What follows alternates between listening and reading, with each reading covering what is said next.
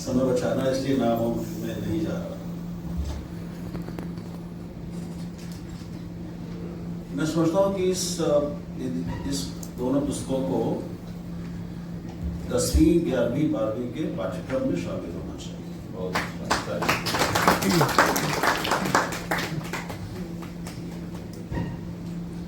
अब अगर ये देखने लगे कि इसमें कौन कौन से नाम नहीं है, तो यहाँ पे एक भी व्यक्ति यहाँ ऐसा नहीं है जिसके पास कम से कम 10 नाम ऐसे ना हो जो उसके हिसाब से नहीं इसमें होने चाहिए। तो वैसे तो प्रकृति ने सभी देशों को, समाजों को प्रतिभाएं दी हैं, लेकिन कई बार वस्तुपरक दृष्टि से भी सोचने से लगता है कि भारत कुछ ज्यादा ही रत्न गर्भा है। तो उसका आकार भी हो सकता है, इसका कारण उसका लंबा इतिहास भी एक कारण हो सकता है। जो भी है,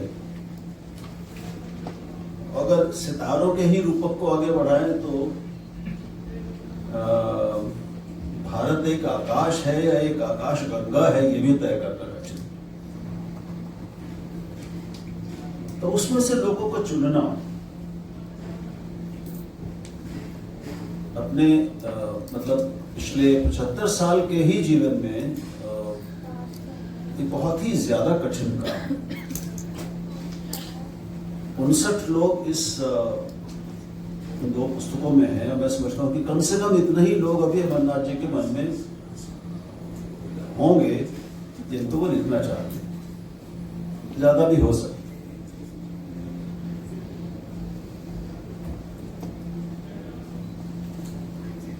मैं जब पत्रकारिता में थोड़ा सा परिपक्व हुआ और स्थिति में आया कि थोड़ा सा सामान्य रिपोर्टिंग से थोड़ा सा ऊपर के स्तर पर कुछ सोच सकूं, देख सकूं चीजों को, तब से मेरे मन में एक बहुत प्रबल इच्छा और विचार रहा है कि हमें यानी मीडिया को अपने देशज नायक ढूंढना और गढ़ना चाहिए और उनको समाज के सामने लाना चाहिए। ये भी हमारा एक काम होना चाहिए। बाकी तो तुमको पता ही है, खबर सामने लाना वगैरह वगैरह, समीक्षा, आलोचना, दर्पण, और अपने स्तर पर जहां मैं कर सका मैंने ये प्रयास किया। लेकिन आप खोजेंगे तो पाएंगे कि कम से कम हिंदी समाज के बारे में तो मैं ये कह सकता हूं, क्योंकि एक दूसरा समाज देखने का मुझे मौका मिला है। महाराष्ट्र के समाज को, मराठी समाज को थोड़ा बहुत 7 साल में। तो मैं जब मराठी समाज की और हिंदी समाज की तुलना करता हूं, और जितना दूर से, जैसे बांग्ला समाज को थोड़ा बहुत जाना है दूर से, या आप तमिल समाज को ले, मलयालम समाज को ले, कन्नड़ और तेलुगु के समाज को ले, असम के भी समाज को ले अगर, तो उनमें अपने पहले के और समकालीन नायकों के प्रति कहीं ज्यादा आदर, सम्मान, उनकी जानकारी, उनके योगदान की जानकारी और उनसे जुड़ाव, ये हम पाते हैं। और वो केवल नायकों से ही नहीं, उन विधाओं से भी जो सब मिलकर संस्कृति का निर्माण करती है, एक समाज का निर्माण करती है। साहित्य उसमें से एक है विधा, फिर उसमें नृत्य है, उसमें संगीत है, उसमें लोक कलाएं हैं, उसमें विज्ञान है, ज्ञान के क्षेत्र हैं, तमाम समाज सेवा का क्षेत्र। इसमें भी मैंने भी कृपा जी बात कह रहे थे, बहुत अच्छी बात, तो उससे मुझे एक वो मिला। मैंने बार बार देखने की कोशिश की कि भाई इसमें उत्तर भारत के अपने हिंदी समाज के कितने लोग हैं। 13 या 14 मुझे मिले, पॉलिटिशियन सब मिला के। अब उसमें मतलब मैंने जवाहरलाल नेहरू को शायद नहीं लिया, और फिर ये देखा कि इनमें से अभी समकालीन जो अभी हैं, जीवित हैं, वो कितने हैं, वो तो और कम हो गए। अब हिंदी समाज का कि हम मात्रा देखें, उसकी संख्या देखें, मतलब पूरा भारत 40, 45, 50% तो हिंदी समाज है, बाकी में सब है। उसके बावजूद हमारे व्यापकतर समाज में, बृहत्तर हिंदी समाज में, जिसमें 11 राज्य आते हैं, अपने अपने राज्यों के ही नायकों के बारे में लोगों को जानकारी बहुत कम है, उसमें रुचि बहुत कम है जानने की। पूरे हिंदी समाज के स्तर पर, और मैं अमरनाथ जी की एक बड़ी महत्वपूर्ण पुस्तक के शीर्षक को अगर उठाऊं, कहूं हिंदी जाति के स्तर पर अगर हम सोचें, तो अपने नायकों को पहचानना, उनसे जुड़ना और उनको बढ़ाना, ये भाव इन दूसरे समाजों की तुलना में मैं सबसे कम हिंदी में बात। आप असहमत हो सकते हैं, मेरा आकलन गलत हो सकता है, लेकिन ये मेरा आकलन है।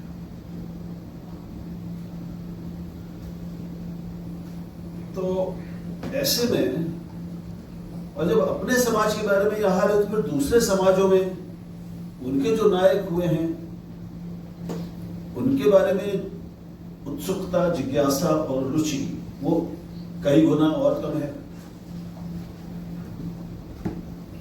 तो हम पाते हैं कि हमारे जो कई पीढ़ियों से मैं देख रहा हूं, मैं जब था तो मेरी अपनी पीढ़ी में भी मेरा यही हाल था कि मुझे ऐसे नायकों से परिचित कराने वाला कोई था ही नहीं, कुछ नहीं था, कोई मंच नहीं था। मेरा बचपन संघ में बीता, मेरा उसमें कोई दोष नहीं है, मेरा जन्म ही ऐसे परिवेश में हुआ, परिवार में। तो उसमें भी वो तो देशभक्ति की और बहुत ज्यादा बातें करते हैं, अपने वो एकाधिकार मानते हैं कि देशभक्त तो वही है, बाकी तो है नहीं। और देश भी, वहां तो देश भी अब एक लघुतर भावना है और इकाई है, राष्ट्र ज्यादा बड़ी बात है। तो उनके अपने सितारे हैं, इसमें सबसे ज्यादा नाम आपको मिलेगा शिवाजी, महाराणा प्रताप। इसके बाद फिर और भी है। इसके बाहर दूसरे क्षेत्रों में इस देश ने 5000 वर्षों में जो एक से एक नक्षत्र रत्न पैदा किए हैं, उनके बारे में जानकारी, रुचि और उनसे परिचित कराने की बात वहां भी लगा रहे थे। तो मेरे सामने कुछ नायक थे, लेकिन वो सब प्रदत्त थे, दिए गए थे। फिर तो कुल मिला के मेरा आकलन है कि हिंदी समाज में कई जो हमारी कमियां हैं, उनमें से एक ये भी बहुत बड़ी कमी है, प्रतिभा की कमी नहीं है, लोगों की कमी नहीं है, नायकों की भी कमी नहीं है। हालांकि अगर हम अनुपात में देखेंगे तो शायद राजनीति को छोड़कर और हिंदी साहित्य को छोड़कर, तो क्योंकि हिंदी साहित्य तो हिंदी समाज में ही हो सकता है, वो कहीं और तो होगा नहीं, ठीक है ना। तो साहित्य में भी मैं कह सकता हूं निश्चित रूप से कि अगर हम समाज में साहित्यकारों की उपस्थिति और समाज की अपने बड़े साहित्यकारों से लगाव, जुड़ाव और सम्मान, अगर उसके अनुपात में देखें, हम संख्या में नहीं, क्योंकि महत्वपूर्ण तो अनुपात ही है, ठीक है ना। तो उसमें भी, साहित्य में भी हिंदी बहुत पीछे पड़ गई। जैसे मैं कह सकता हूं कि यहाँ पे हमारे यहाँ विश्व हिंदी सम्मेलन होते हैं, उनसे बड़ा तो कोई हिंदी का जमावड़ा होता नहीं। लेकिन अगर आप मराठी साहित्य सम्मेलन एक बार देख लें, आपको सौभाग्य मिले, तो कृपया जाकर देखिएगा, तब हमारी आंखें खुलेंगी कि एक भाषा जिसकी संख्या हमसे कई गुना कम है, कोई तुलना ही नहीं है। वो कितना 8 या 10 करोड़ का समाज होगा, हम 60 करोड़ के समाज कम से कम। लेकिन वो जिस परिमाण में, जिस स्केल पर जिस उत्साह, लगन और सच्चे गर्व के साथ और स्नेह के साथ अपनी भाषा का, साहित्य का सम्मेलन करते हैं, वो हम लोग उसकी कल्पना नहीं कर सकते। मैं पूरी होश और हवास में कह रहा हूं, इतने विश्व हिंदी सम्मेलन देखने के बाद और एक मराठी साहित्य सम्मेलन देखने के बाद, यही असम में असमिया की स्थिति नहीं, और दूसरे समाजों में भी यही असम साहित्य सभा, असम साहित्य सभा है साहित्य समाज। मैंने तो सबसे पहले अशोक वाजपेयी को पढ़ा तो कि भाई वहां उनका साहित्य सम्मेलन कितना बड़ा होता है, 1 लाख लोग। तो ये हमारी एक बड़ी कमी है, हिंदी में इतना छोटापन है पूरे समाज के स्तर पर, क्षमा करेंगे, कि उसका बहुत भयानक नुकसान हम उठा रहे हैं और भविष्य में भी उठाएंगे। दूसरे भाषाई समाजों की तुलना में, अनुपात में हिंदी समाज पिछले 50-100 साल से 50 साल से तो कम पिछड़ा रहा है, और अभी अगले 50 साल भी तुलनात्मक रूप से पीछे रहने वाला है।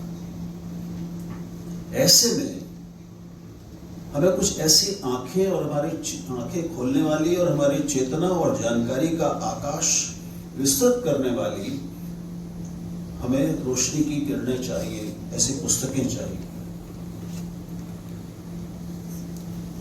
तो इनमें से कई लोग ऐसे हैं जिनसे खुद मिलने का, जिनको जानने का सौभाग्य मुझे मिला। तो पहले ही अन्ना हजारे को पढ़ा, तो अन्ना हजारे को मैंने रालेगंज शिंदे में जाके उनसे पहली भेंट हुई थी मेरी। और मैं गया था नानाजी देशमुख के साथ, जो इस पुस्तक में भी हैं, संघी संत ही है, संघी गांधीवादी। वो मुझे लेके गए थे राजगढ़ शिंदे। अन्ना हजारे को यानी मैं तब से जानता हूँ, तो दिल्ली में उनका नाम भी लोगों को नहीं पता था। और फिर उनके आंदोलन में एक स्तर पे एक सहभागिता मिली। अनुपम मिश्र, मैं उनके परिवार का सदस्य ही हूँ एक तरह से। हमारे अनुपम भैया थे, वो पम भैया जिनको जानते, और कई लोग हैं, ज्यादा नाम नहीं आता। जोकिम से भी मैं मिला हूँ थोड़ा बहुत, क्योंकि जिसको वॉलंटरी सेक्टर कहते हैं उसमें भी हाथ पर मारे हैं, तो वहां उनसे भेंट हुई। सुधा भारद्वाज के काम और जीवन से परिचय था, अभी हाल में हुआ है। अल्पा शाह की बहुत अद्भुत किताब आई है, उसको पढ़ते हुए शायद विभूति जी तो पढ़ रहे होंगे।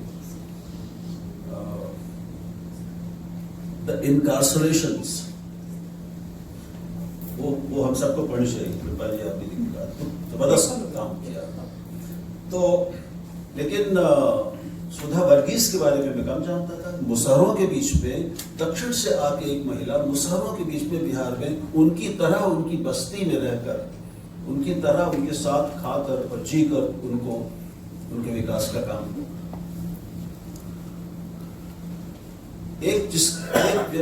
सुधा वर्गीस का नाम कहीं पढ़ा हुआ था, कहीं था, कहीं से नहीं, लेकिन जानता नहीं।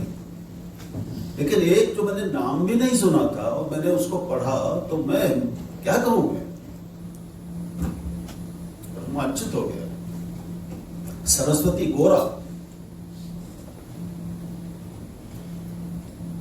सरस्वती गोरा ने अपने पति के साथ 1940 में, क्या है उसका नाम,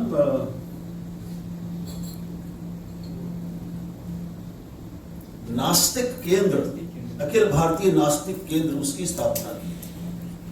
एक बिल्कुल पारंपरिक हिंदू परिवार और परिवेश से निकलकर, उसी में काफी दिनों तक रहकर, मां बन जाने के बाद भी फिर धीरे धीरे अपने पति के प्रभाव में उनमें ऐसा रूपांतरण हुआ, और उसके बाद गांधी के संपर्क में। और वो क्या कहानी है, वो तो फिल्म है, बिल्कुल पूरी एक समूची फिल्म है।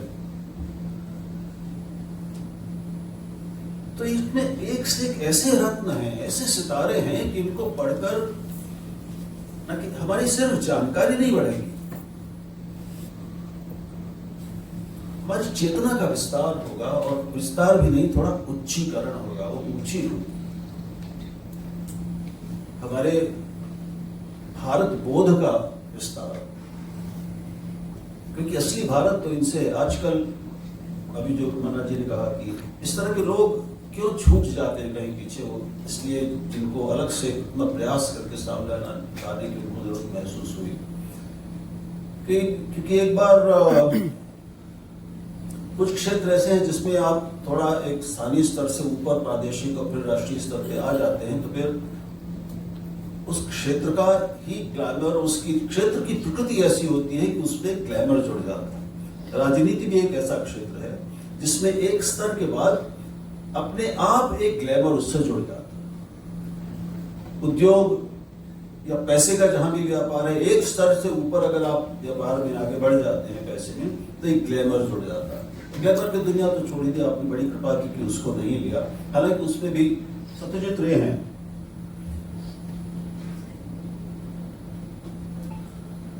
लेकिन ये जो ठीक आपने शायद कहा शुरू में कि ये जो संघर्ष करने वाले हमारे सितारे हैं, ये अधिकांश सब संघर्ष वाले सितारे हैं, संघर्ष से बने हैं, ग्लैमर से नहीं।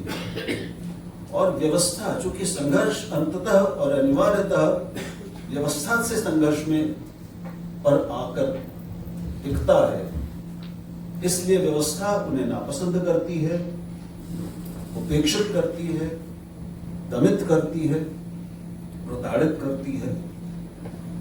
और बहुत ही कोई दमदार हुआ, थोड़ी बहुत फिर वो उसको स्वीकार्यता देती है, और कुछ ज्यादा ही संभावना में दमदार हुआ तो फिर उसको कोऑप्ट कर लेती है। ये सत्ता का चरित्र है, व्यवस्था का चरित्र है। थोड़ा 19-20 का अंतर हो सकता है। तो इस पुस्तक में व्यक्तित्वों के, सितारों के चयन में आप कोई राजनीति नहीं देखेंगे, है ही नहीं। केवल एक खोज है ऐसे व्यक्तियों की जिन्हें देश के सामने होना चाहिए और जिनके बारे में कम लोग जानते हैं।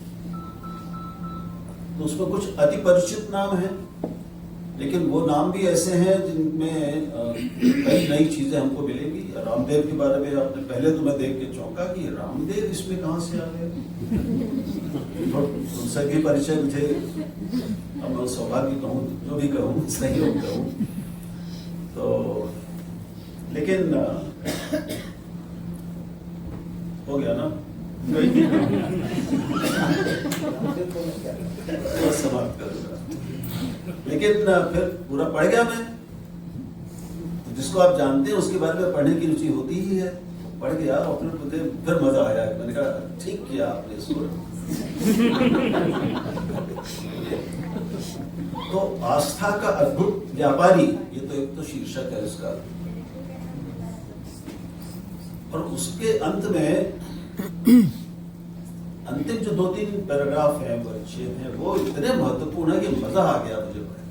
तब वो पढ़ूंगा तो नहीं, लेकिन संक्षेप में कुल मिलाकर ये है। और मैंने देखा है, मतलब जो यहाँ बैठे थे वो आंदोलन में तभी मैं गया था, तब तो एक पत्रकार के रूप में देखने गया था। उससे पहले अन्ना के साथ जो जुड़े थे, तो मैं अन्ना के साथ शामिल था। फिर उन्होंने अपने एक बहुत विशाल, उन्होंने 2 दिन का 3 दिन का कार्यक्रम किया था राष्ट्रीय अंतर्राष्ट्रीय स्तर पर, जिसमें लोगों को जहाज और हेलीकॉप्टर भेज के बुलाया था अतिथियों को। तो मैं भी ऐसे ही एक विशेष एग्जीक्यूटिव जेट में, जिसमें सोने की फिटिंग्स थी, उसमें मैं भी गया था कुछ और लोगों के साथ।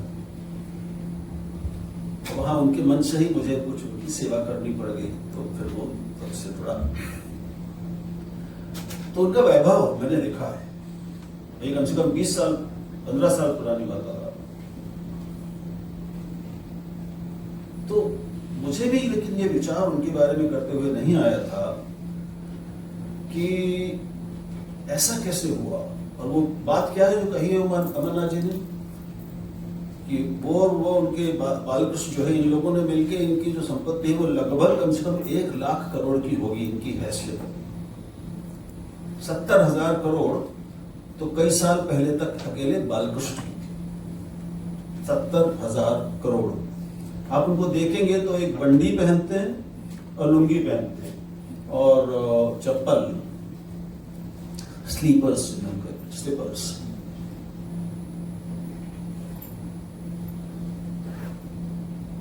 और अरुण जी, उनके साथ भी मुझे एक बार मंच साझा करने का अवसर मिला नागपुर में कहीं पे। एक CII का एक इनक्लेव था, बिजनेस इनक्लेव, उसको उनको बुलाया गया था, मैं भी। और वहां पे मुझे लगा कि आदमी अंग्रेजी भले ही नहीं जानता है, लेकिन वो मैनेजमेंट और व्यापार क्या है ये वो जानता है।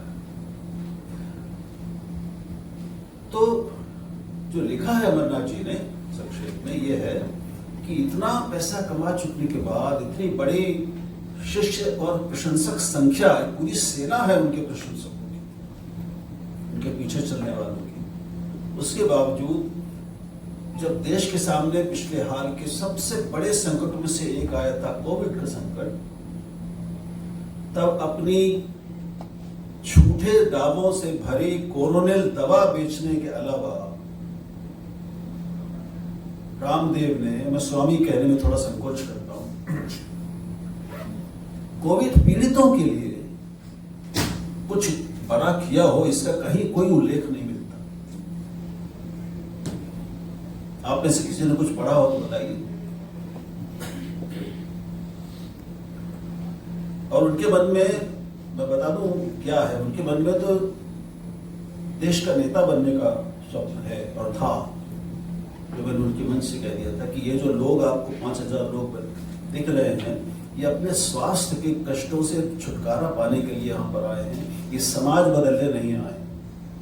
इसलिए इनके भरोसे मत रहिएगा कि ये समाज को बदलने वाली सेना बन जाएगी। और वो नहीं हुआ। फिर उनको समझ में आ गया कि वहाँ काम नहीं चलेगा, तो फिर वो व्यापार में आ गए। अब भी लेकिन उनके मन में ये है, मैंने अभी कल ही उनका एक अमेरिका भारतीय भाषण सुना है, और उसके उनके सपने आप सुनेंगे तो हैरान हो जाएंगे। 1 लाख करोड़ रुपए का कोष इकट्ठा कर रहे हैं, विश्वविद्यालय और ये और वो सब कुछ बनाने के लिए। तो रामदेव जैसे व्यक्ति पर भी उनका परिचय है, सारे महत्वपूर्ण तथ्य हैं उनके जीवन के, उनकी उपलब्धियों के भी, और उसमें ये दृष्टि है, आलोचनात्मक दृष्टि, जो उस समूचे उनकी उपलब्धियों को एक अलग रूप में हमारे सामने रखता। इस तरह के उदाहरण तो कभी है वहां पर। मैं कहूंगा कि वो एक बहुत सफल खलनायकों के रूप में उसमें आपको दिख जाएंगे। तो एक वो श्रेणी छूट रही थी शायद, तो उन्होंने पूरी कर दी अपनी उपस्थिति थी। लेकिन एक एक नानाजी देशमुख मैंने साथ समय गुजारा है, उनके वो भी वहां पर हैं, और फिर कुछ ही लिखा है, मैंने पढ़ा नहीं अभी उनका, कुछ ही पढ़ पाया। कुल मिलाकर मैं अगर कहूं कि अमरनाथ जी के सारे विपुल और बहुत श्रम साध्य, समय साध्य और उत्कृष्ट आलोचनात्मक और साहित्यिक वैचारिक लेखन के साथ साथ सारे समाज के लिए सबसे उपयोगी कोई चीज अगर उन्होंने लिखी है तो शायद ये 2 पुस्तकें, जिसके लिए साहित्यकार होना, आलोचक होना जरूरी नहीं है, विद्वान होना जरूरी नहीं है, केवल नागरिक होना और हिंदी पढ़ सकने में सक्षम होना। ये इतनी बड़ी उपलब्धि है, इतना बड़ा अवदान है कि मैं उनको धन्यवाद देता हूँ, कृतज्ञ हूँ कि उन्होंने ये काम किया, और मैं आशा करता हूँ कि इसका तीसरा खंड भी आएगा ही। बहुत बहुत धन्यवाद।